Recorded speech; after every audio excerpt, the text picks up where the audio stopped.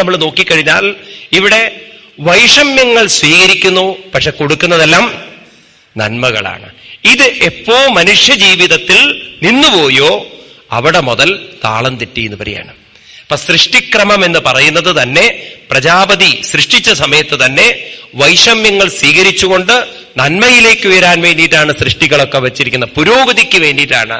അപ്പൊ അവിടെ അധോഗതി കാണുന്നുണ്ടെങ്കിൽ അതിനർത്ഥം എന്ത് നമ്മൾ മനസ്സിലാക്കണം? മനുഷ്യന്റെ സ്വാർത്ഥത വന്നപ്പോ അവൻ നല്ലത് എടുക്കുകയും ചീത്തത് കൊടുക്കുകയും. മനുഷ്യന്റെ ശരീരത്തിന് അങ്ങനെ ഒരു കഴിവുണ്ട്. നമ്മൾ നല്ലതൊക്കെ കഴിച്ചു കഴിഞ്ഞാൽ പിന്നെ പുറത്തു പോകുന്നതൊക്കെ ചീത്ത സാധനങ്ങളാണ്, ഇല്ലേ? മറ്റുള്ള മൃഗങ്ങളെ പോലെയല്ല നമ്മൾ. അപ്പൊ നമ്മൾ അങ്ങനെ മനസ്സുകൊണ്ടും നല്ലത് സ്വീകരിച്ച് ചീത്തത് കൊടുക്കാൻ തുടങ്ങിയപ്പോഴാണ് ഈ പ്രകൃതിയുടെ ചുറ്റുപാടുകളൊക്കെ മാറിയത്. അതുകൊണ്ട് ഗീതയിലൂടെ ഭഗവാൻ നമുക്ക് തരുന്ന വലിയൊരു സന്ദേശം എന്താണ്? നികൃഷ്ടമായതിനെ സ്വീകരിക്കണം,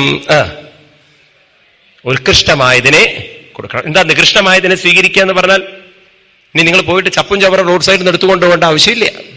അതിനർത്ഥം ആരെന്ത് പറഞ്ഞാലും നമ്മൾ അതിനെ കേൾക്കണം, എന്നിട്ട് മറ്റുള്ളവരോട് പറയുന്നത് നല്ലത് പറയണം. ഇതുപോലെ നമ്മുടെ ജീവിതത്തിൽ ഓരോന്നോരോന്ന് പരിശീലിച്ചു കഴിഞ്ഞാലല്ലോ ജീവിതത്തിൽ നമുക്ക് മാറ്റം വരുന്നത്. അങ്ങനെയാണ് സംസ്കാരം മാറുന്നത്. ഭഗവാൻ പറയുന്നു, ഇങ്ങനെ ജീവിച്ചാൽ എന്താ നിങ്ങൾക്ക് കിട്ടുന്നത്? കർമ്മ കുർവന്തി യോഗിന. ഇങ്ങനെ കർമ്മമാര് ചെയ്യുന്നു?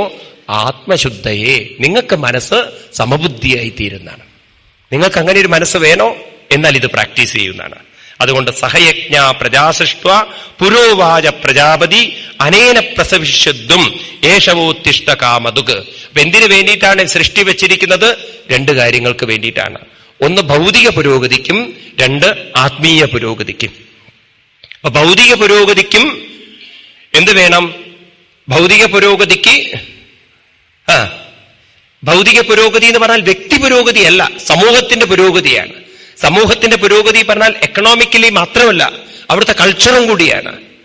മനസ്സിലായില്ലേ? നമ്മൾ ഓരോ വിദേശ രാജ്യങ്ങളിൽ പോകുമ്പോഴാണ് നമ്മുടെ രാഷ്ട്രങ്ങളുടെയൊക്കെ ഈ എന്താണ് പണ്ടത്തെ രാഷ്ട്രീയ നേതാക്കന്മാരുടെ അല്പബുദ്ധി കൊണ്ടുണ്ടായ അപകടങ്ങൾ മനസ്സിലാക്കുക. മനസ്സിലായില്ലേ? പല രാജ്യങ്ങളിൽ പോകുമ്പോഴല്ല അവർക്ക് കിട്ടുന്ന സ്വീകരണങ്ങളൊക്കെ നോക്കുമ്പോൾ നമുക്ക് നമ്മളോട് കാണിക്കുന്ന ഇതൊക്കെ മനോഭാവമൊക്കെ കാണുമ്പോൾ ഈ രാഷ്ട്രീയ നേതാക്കന്മാർ ചെയ്തിരിക്കുന്ന തെറ്റായിട്ടുള്ള ഓരോ തീരുമാനങ്ങളെ കൊണ്ട് ഈ ലോകത്തിനുണ്ടായ അപകടങ്ങൾ നമുക്ക് കാണാം.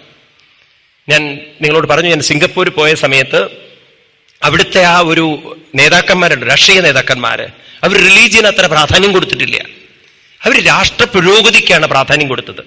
അതുകൊണ്ട് നിങ്ങൾ സിംഗപ്പൂരിൽ പോയ നോക്കൂ, അവിടുത്തെ ഒരു മുസ്ലിം മോസ്കിലും ബാങ്ക് വിളിയില്ല. അവിടുത്തെ നേതാക്കന്മാർ